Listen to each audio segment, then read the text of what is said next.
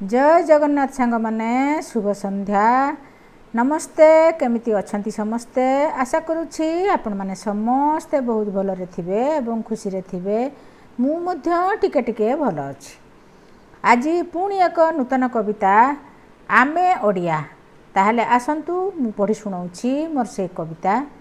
ओडिशार आमे ओडिया लोक रखु नाहु किंतु ताहार टेको आधुनिकतारे भल होइछु निज मातृभाषा भूली जाउछु। सभिंकर एबे इंग्राजी प्रेम भूलिलेनी सबू ओडिया नाम बंचेइबा पई ओडिया भाषा चलीछि सबुठी गणित कषा। बापा माँ को छाड़ी केवल आउ सबू परा आंटी अंकल कथा कथा के कही इंग्राजी ओडिया शब्द पारुनु बुझी। रहिछि जेतक पर्वपर्वाणी आजिकाली पिला नाहांती जानी जन्म पाखरु इंग्राजी शिखी पारु नाहांती से ओडिया लेखी तेणु किछि बुझी पारु नाहांती माउसी कौन पचारि थांती कहीदेले आंटी जाती बुझी नहेले हुंती केते जेपाजी। बिना इंग्राजी रे दियो देवता आजिकाली बुझु नाहांती व्यथा कहीदेले खाली प्लीज गॉड उठुचंती सबू धड़ धड़।